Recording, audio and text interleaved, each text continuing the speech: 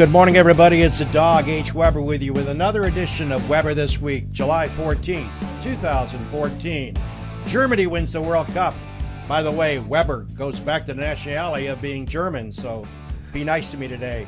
Ah, yes, Germany finally wins that World Cup, and billions of people watched it. What can I tell you? Yankees are in trouble, by the way. You know, they lose last night. How bad is their luck? They get a driving rainstorm in Baltimore, and usually they can wait 2 or 3 hours. Guess what? They called it in the bottom of the fifth. Orioles win it last night, rained out, 3-1. Another loss by the Bronx Bombers, and I think they go to the All-Star break something like 5 or 6 out. Not a good situation if you're a Yankee fan. We're turning our attention this morning to a hot topic here on the Weber Show. I can't recall getting near the age of 70 in another 6-8 months, if God is willing to keep me there.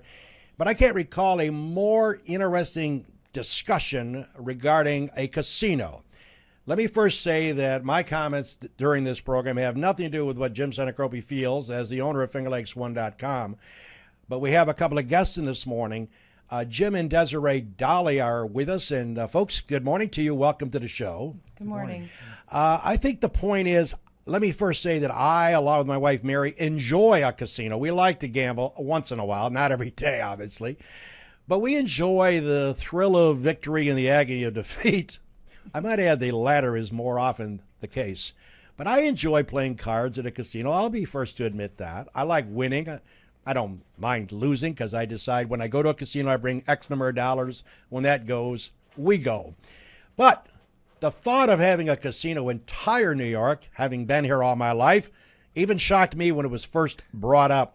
Now it's down the road a little bit, or down the railroad tracks, and we've got a couple of folks that have got a group together that have been fighting it to try to stop it. And, of course, without further ado, let's bring in Desire Dawley. Desire, let's talk to you first. And when did you finally realize that this might be happening? Let's give a little timeline. And what is the biggest opposition of you and your group to having a casino in my opinion, sleepy Tyre, New York? Well, the first that we heard of it was October, actually, before Prop 1 even passed. Mm-hmm. We understood that there was something going on and that some of the neighbors were talking about some surveying and some door knocking by anonymous people that wanted to buy property in the area, all the property in the entire block. Mm-hmm. So as far as that goes, that's about when it began, and it progressed then around beginning of December when we actually found out that it was a casino. And I guess the first reaction by you was shock and disbelief? Yeah, like we weren't sure. Is it Indian? What is it? What does this mean? Why is this coming over here? Right. You know, away from where the commercial development of Tyre was ever even, but also just Tyre itself, the area. Just mind-boggling. Jim Dowdy, of course, one of the group members, obviously. Jim, your reaction when you first heard about it was in shock and awe, maybe? Yeah, absolutely. You know, just like we anticipate living in the country and our businesses out there, and you know, our family farm's been out there, generations of friends have been out there forever, and for something like that to kind of breach the throughway in a proposal is, you know, just really thought it was something you didn't have to worry about, that's for sure. I guess, again, having lived here and having been up in your neck of the woods and having worked as a toll collector at the Waterloo Thruway for 18 months, I did decide to leave there. I decided that it was impeding my golf game or my golf schedule. But I spent a lot of time in the Waterloo booth, so I can speak firsthand of what it's like. And I used to crack up driving to work on a day like today, summer shift, which is crazy on the thruways because traffic is heavy. Yeah.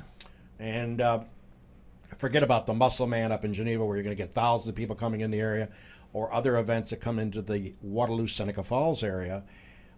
I recall being in the booth and working, let's say, with Jimmy, and we would find cars would be backed up to the thruway because, believe it or not, just a stat maybe you two are not aware, I know Jim's heard this from me before, surprisingly, which blew me away when I was with the New York State Thruway, only 42% of the state of New York have Easy Pass.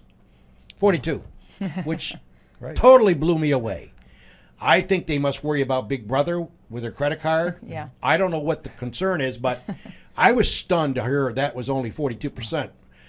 My wife and and myself make, I don't know, 3 or 4 trips to Rochester. We're not big on driving. We usually fly places, and sometimes we even get a car to take us to the airport. I got Easy Pass for both our cars only because I made the misfortune, Jim and Desiree, to come home on Father's Day night up in Rochester as I was visiting my brother, and I was like the 388th car waiting to get my ticket. It was unbelievable, like 45 in Rochester. And that's when I decided to get Easy Pass just for the convenience. And it just blows me away. And my point is, I can't fathom what it's going to be like if this does go through and it becomes a reality. They're projecting 9,000 additional visitors a day. There could be mayhem on the thruway. I don't know. Right. What have you heard? Let's for our viewers, and of course, Jim and Desiree Dawley are our guests this morning on Weber This Week. Obviously, the topic is the Tyre Casino. Will it happen? Will it not happen? We'll talk about the other 2 in contention. They're going to give 4 licenses. Just to update the folks that may have been under a rock the last several months, or may have just got back from Afghanistan or Moscow. They're going to give away 4 complete licenses in the state of New York. By the way, the legislature approved it. The voters, that's us, approved it. Maybe not the people on the couch approved it, but the majority of voters in the state of New York said, yep, we're all for it. So that's what's entitled this to proceed. That's going to happen. There's going to be 4 Las Vegas-type casinos in this state coming soon. Now, what they have done is they're giving out, they have received 17 bids from as far away as Vegas with the money investment to come to the area. Here's the issue, though. With only the way they have broken up the state of New York and these licenses, and correct me if I'm wrong on this, Jim and Desiree and their group trying to fight this have to deal with 2 other considerations. Tioga Downs, which, of course, is in Nichols, Tioga County, and Traditions Resort and Casino. They're located in Johnson City, Broome County. So what it is Tyre, New York, Tioga Downs, and Traditions, correct? Correct. One of those 3 will get a license. Correct. We know that for sure. Now the question is, which one will get it? And of course, the Gaming Commission has been formed. I believe they just added 2 new members. Correct. There is speculation because of Tyre, New York, and because the chair of the Gaming Commission is Mark Guerin, the president of Hobart, William Smith, that it's a done deal. I don't believe in that at all, because I think I've met him before, and I don't know him real well. I've talked to him a couple of times. He's the chair doesn't mean he's going to swing his vote. He's going to look at the facts. Correct. What you're going to bring to the party, what's your infrastructure, what's it going to do to the climate, what's it going to do to the area, is it a positive? And if you put up a spreadsheet or a sheet and you draw a line down, you've seen that before. What's good about it, what's bad about it, which one outweighs the other. Exactly. Wilma Wright, of course, has determined that they have projected a $440 million complex there. But let's go back to one thing. If you come off the thruway, or not the thruway, let's say you're going toward Clyde, and you go past the McGee Diner, for our viewers, exactly where is this casino going to be located? Basically, you go over the bridge. Over the bridge. And how far down? Right there. Look directly to your right. So right over the bridge. Right over the bridge. Oh, right over the bridge. Where the little cemetery is. Wow. So it's not, I thought it was a little further down from the bridge. Oh, right there. It is right there. Okay. So They plan on changing that bridge to a 4-lane highway. Broadening that. Okay. So the bridge, so that road going into the casino, backing it up? Correct. By the McGee Diner? From 318 And north as well. to the entrance of the casino, the proposed casino, Right. will be a 4-lane highway. And coming from Clyde towards the Right. proposed casino will now have, according to the site plan that was approved, which is another interesting topic, Right. it'll be a 3-lane. There'll be a turnoff lane there coming from Clyde in front of Mr. and Mrs. Morelli's home, which is directly adjacent on 414, and Okay. directly across the road is the Amish farm. Now, coming from McDonald's, going back toward McDonald's, coming up toward your location, that's not going to be a 4-lane. No. That's going to stay. Correct. It's going to be a 4-lane highway as you get to 318? Correct. Okay. As we see it now, yes. And the road coming on the right-hand turn coming off 318. Is that going to be a 4-lane? I'm not sure what changes are being made. I don't think they've acted as though, according to the engineers, they aren't changing a whole lot, and they even at a thruway, they're not expanding the thruway in any way. That's hard to believe. I know. It's amazing. So the thruway is going to remain not as hopefully a 2-lane highway, because there's only 2 lanes to collect money. Well, that's what they say. They say they don't need to expand that. Wow. Thank God I retired from the thruway, Jim. I need to do more work for FingerLakes1.com. I got too much time on my hands. Oh, that would drive. I mean, it's insane in the summertime. Already back. You ought to hear the people screaming at us now. I bet. Or when I was there, what are you, crazy? Because you want to come back and say, why don't you get Easy Pass? No, you can't. So anyways, okay, so if I understand you correctly, so from the nice and easy going toward the casino would be 4 lanes. Correct. Oh, okay. Huh. So that means eminent domain will be eating away at both sides of that road. Like McGee Diner's parking lot will get smaller. And I'm not sure which direction they'll go. But well, I've kidded Jim when I was inviting him on, and nice that you could come along as well. I've had a lot of breakfasts at McGee Diner, and during the summertime, it's taken me 7-8 minutes to get out of the parking lot from the McGee Diner. Wow. I just can't fathom what it would be like with the casino. Okay, so I guess where I'm coming from, and our guests are Jim and Desire Dawley, obviously they're not in favor of the casino. Their group is not in favor of it. They're fighting it. They certainly are spending money with litigation. You just filed a Article 78. Correct. Explain to our viewers what that is about. Oh, it's in the seeker process, environmental concerns and changes to our area, whether it be every aspect of impact, is part of the process to be able to put in such a development like this, changing the zoning and adding plan unit development district. Basically, we feel that hasn't been handled correctly, and a lot of areas have been bypassed. we had the attorney Doug Zemillis look our papers over and give us a preliminary outlook on it, and he found many areas that have been done improperly with the seeker process. Now, you had an attorney named Frado, right, working Correct. for you? Is he still working for you guys? Okay, yes. Working with you We guys? have appealed on our first suit as well. Okay. Now, as far as your group that's opposed to this, what is the numbers of people that you could claim to be part of the Stop the Casino project? Is it several people? Well, that are it depends on the number that you want. We have Okay. 196 taxpayers and or residents in Tyre that have signed our petition. Okay. In Tyre. Right. And then when we have our meetings, we have between 20 and 30 people showing up at our Okay. meetings. Okay. Now, when you see local politicians, and I'll be honest to say I've heard of a couple of names that represent Tyre in the various political posts out there. It's obvious to me that they basically rubber stamped it from the get-go. They've approved it basically. Is that a fair statement, or do we have much opposition? Is there anybody that's working with you guys that say, hey, you guys are right? It sounds to me like the politicians Not are kind of really. rubber stamping. It is. From the very beginning, when we first started going to meetings in December, we did speak to the planning board, we spoke to the town supervisor, Correct. and we did not get any real information. It was very patronizing, and we were hopeful, but I had a funny feeling that they were just patronizing us, and that's what it ended up being. So, Jim, when you see these people, politicians, do they have a comment to make to you relative to why you're fighting this?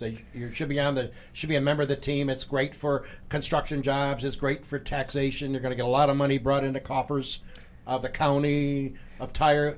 Do they approach that and ask you why you guys are just fighting this battle? Not really. We've heard nothing. No real interaction at all. And it would be great if we did, because then we'd have an idea where they're coming from. Certainly, the jobs and the other issues that are put out there, but as far as our concerns and things like that, we've presented it, but time and time again we've got nothing back. Okay, let's play devil's advocate.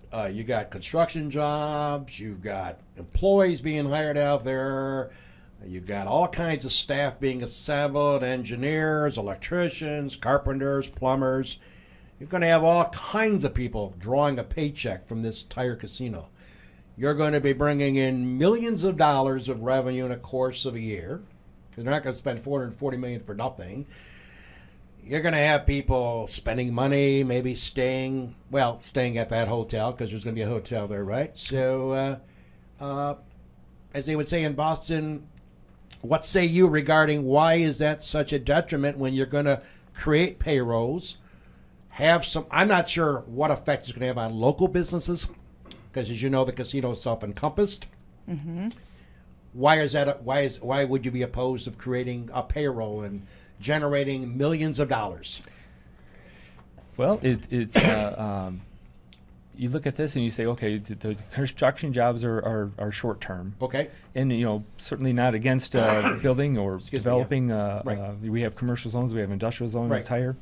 Right. Bringing a casino in is kind of a short term, but short-term jobs, but there's long-term effects in the Amish community, the farming community. What this brings to Tyre, its character, its heritage, its the agricultural, encouraging that. Mm-hmm. All this works against that. And then if you even get into the aspects of what what we believe a casino would bring to the area, there's cannibalization of Right. jobs. There's impact on problematic and addictive gambling.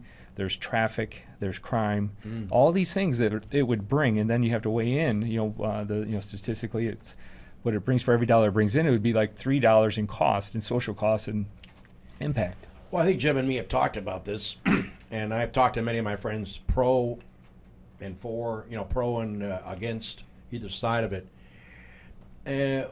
Having been to several casinos in my lifetime, they're a self-encompassed city per se. Mm-hmm. They have a barbershop. They have a massage spa. They have tons of restaurants. They have tons of bars. Obviously, they have a hotel there. So they basically, you go to Las Vegas, and we've been there. I mean, there's nothing you can't get at a casino, a full-scale casino. They have everything. I don't know. I keep hearing about all the local businesses that are going to benefit, and maybe a few would. Will it increase Gary at the McGee Diner's breakfast business? Maybe a little bit. But if you guys are playing slot machines at the new casino in Tyre, New York, you're going to get complimentary breakfasts Sure. in the casino. Right. Mm-hmm. Why would you go down the road to the McGee Diner? Exactly. I guess what I'm saying is, yes, it may help a few of the local businesses. To what degree, I'm not sure. And again, why would you go out of the casino? Why would Jim and his wife and me and Mary go out to have dinner when we gambled at the casino, creating points, whatever that may be, maybe a comp, and you would go to the buffet in the casino, free. Not free, you'd spent money to get there. Right. But if you got a little ticket, why would you not cash it in there? Right. I guess that's where I'm coming from. So I'm not sure. I hear talk about how the local businesses are going to benefit. No. I don't know where that's coming from. I'm not saying it won't happen to some degree, but I'm not so sure it's going to happen.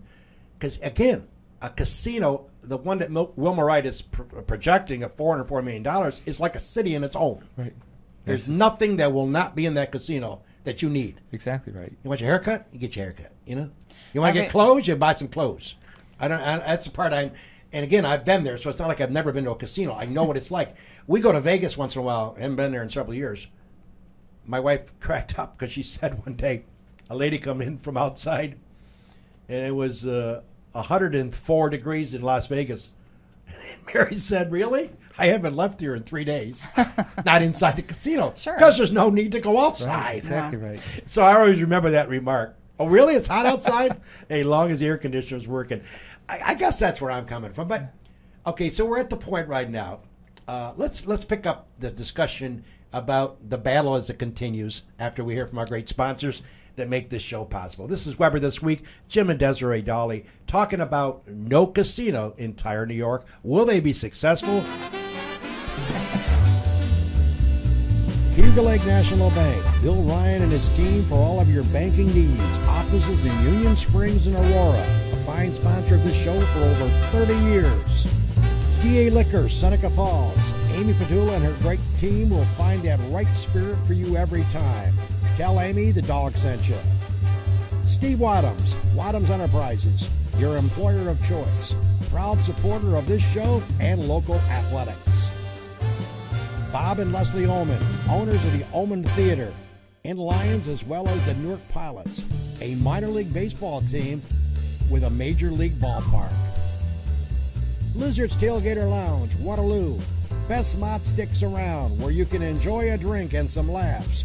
SenecaFallsCountryClub.com, awesome 18-hole layout offering a 12-month payment plan. home of the toughest par 4 in central New York. Wilson Press, wpress.com. Seneca Falls, Rich Ricky, my good friend, and his team can handle all of your printing and mailing needs. Rich Ricky, Wilson Press, a fine sponsor of Weber This Week.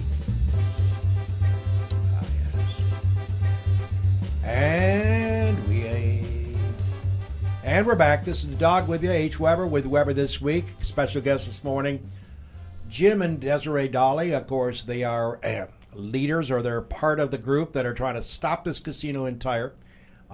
We should get a decision in Octoberish about what sites have been developed, or what sites have been chosen. Again, 17 bidders, 4 licenses. Jim and Desiree and their group have to worry about 2 others.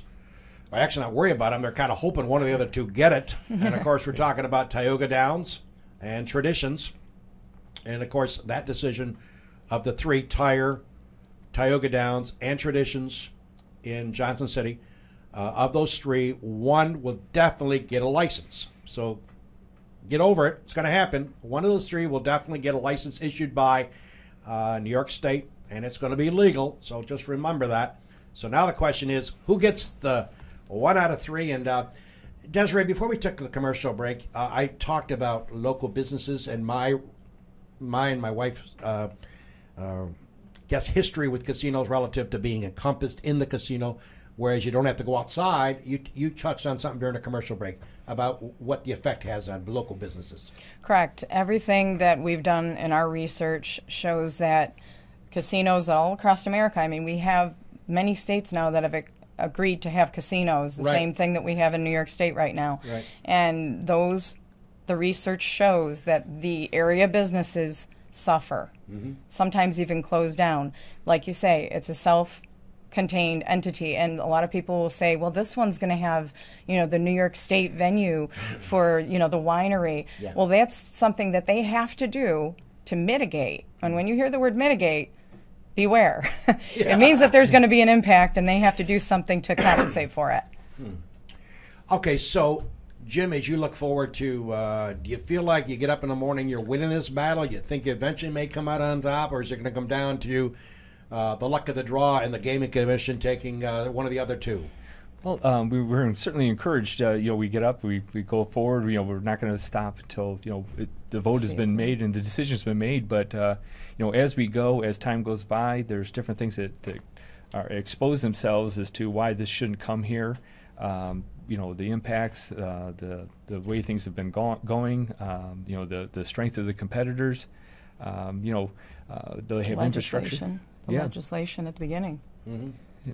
As far as if that ever become a reality, I definitely won't see my friends in Clyde again. Right. You won't be going north. Well, one of the things too is that the legislation. I think about the people closer to the borders. We are not near a border. Right. There's no border here, and the legislation originally was about Keeping state lines, keeping the revenue from New York State, going over to Delaware, going over to Atlantic City, going over to Pennsylvania now. And they're losing, I forget how many millions or billions of dollars are being spent in other states. And that was one of the reasons why Cuomo put that on the ballot. To keep it in here, stop leakage out of the state. And this doesn't satisfy that. The Indians agreed to pay $50 million to keep their exclusivity zones.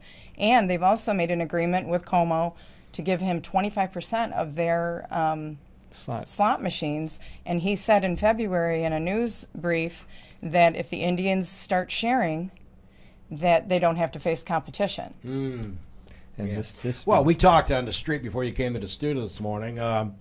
Again, I feel like a gambling addict. Having been to Canandaigua and watched the horses on occasion, which we like to spend an afternoon, my wife and myself and friends. What's that going to do to that place in Farmington? They have put a lot of money. They have improved. They got a Wolfgang Puck restaurant there. They've got some really beautiful complex. They've done a tremendous job remodeling that. Of course, it's only slots, no card games, no table games. But what's it going to happen? And I never could get Chris on the show, but we talked to him. He's the president of Finger Lakes Racing and Casino up in Farmington. And he basically said thousands of Finger Lakers visit his place every month. Thousands. So if you put a casino in Tyre, let's say they get the bid, and their Tyre casino is established, you're going to put a fork in that one in Farmington, folks. I mean, you can imagine what they're only slots too. Why would anybody go from Seneca Falls, Waterloo, Ryman to South Seneca, anywhere in this area? Anywhere. Why would you drive 40 miles, 35 miles to Farmington when you could go up the road to a full-scale casino in Tyre, New York? Yeah. There'd be no method for your madness. Sure. Because they're going to have the latest machines. They're going to have all kinds of gambling options. And it's going to be a lot nicer, with all due respect to my friend Chris Riegel, the president of the Farmington operation. That's going to kill those folks. I mean, you could just... So this isn't an economic engine. No, I don't know what's going to happen to them, because they only have slots, and they have beautiful facility there. It just blows my mind when Chris Riegel told me over the telephone when I was interviewing him. He wouldn't come on the air and talk about it, but he told me thousands of Finger Lakes residents, which are us, visit his casino. Sure. Visit his... And that's all. I can't imagine why would you go there. Well, the state should look at that. The state should look at that and say, right, this is going to really just draw from there, which we're already receiving revenue from those slot machines. Exactly. So it's going to be interesting. So it's supposed to be in an area that's deprived. Our area is not as deprived as Nichols, let's say, and down towards the real southern tier. Right. And not only that, but why would we want to just move money around? Don't we want to bring money in from outside of the area? Mm-hmm. That's real economic growth. And you're seeing saturation. Not only you look at the strip of along the bottom of the lake all the way up to the Thousand Islands. Now they're proposing one up there at that spot. Saturation is a real issue, and that's where all the consequences are coming down. Atlantic City, Connecticut, Massachusetts, where these casinos are massively in debt, laying off thousands of people, going broke, bankrupt, bailing out within 2 years of being new. And now this area up here would certainly contribute to saturation. I guess time will tell, and of course, as I told you, and I promise you, this show goes really fast. We're almost 2 minutes to end of airtime. But we certainly want you to come back. I'd love to have you come back in a few months. Okay. When the decision is made. Okay. You may not have a smiling face if the decision goes against you. I guess where I'm coming from with one final comment, it does seem to me that all the politicians, including the Board of Supervisors, including our Seneca Falls Town Board, it just seems like there's a rubber stamp. Yep. Greatest thing ever happened since sliced cheese. And one other comment, and of course I know crime is part of our lives, everybody's life system. You never know what's going to happen. Certainly, again, when you have a new casino and it's going to be a huge operation out there, you're going to have a lot of people going there, obviously, and those people going there all have money on them, because you wouldn't go to a casino without any money. And some of the ones leaving the casino are going to have a lot of money because they won, and a lot of people leaving won't have any money. So it's going to be interesting as far as crime and statistics, and I'm sure that all gets examined too as well. Yes. So listen, I apologize that we have to cut it short because we only have a half hour, but I would love to have you guys come back down the road. Well, thank you very much for having us. I'm sorry we couldn't encompass all our comments, but again, Jim and Desiree Dawley joining us this morning, and again, thanks for taking time out. All right, and thanks for having us. Thank you. All right, folks, just to give you an idea of what's in plan for the next couple of weeks. We got, like Johnny Carson, we try to book our guests ahead of time here. Next Monday, we have a good story, a good feeling story for me, having been a Seneca Falls guy all my life. There's been a business that's been downtown Seneca Falls 70 years this month. Robinette's Jewelers. 70 years. And I had purchased stuff from them way back. Well, Mark Robinette's going to be on the couch talking about his legacy, his family's legacy, how the business is still in business. Hey, with all the competition, all the big stores. Mark Robinette will be my guest next week. A feel-good story, 70 years in business. And I think that's worthy of having him to talk about how it's happened, how he's survived, and what business is looking down the road, and how many more years is going to go. And then the following week, we have another special guest, Madison Hillmeyer's coming on. Remember Madison? She did the show with the dog. We did a duet. She wants to be a broadcaster, a sportscaster down the road. Seneca Falls girl goes to Miners Academy. Madison Hillmeyer will be on the couch doing a show with me. We call it the Dog and Maddie Show. So that'll be on the 28th. We are still trying to get our district attorney on. It's like trying to get a hold of President Obama. It's tough to get a hold of him. Thank God he's not chasing me down. But we're hoping to get him on. He has said he'd like to come on the show. We'll let you know when we can finalize that appearance. Barry Porsche, we've got our sights on him, because I'm sure that would be an interesting interview as well. Again, thanks to Jim and Desiree Dawley for joining us. You guys have a great week. Take care, everybody. And God bless Germany for winning the World Cup. All right, baby. Take care, everybody. Let's look at Weber This Week. My way.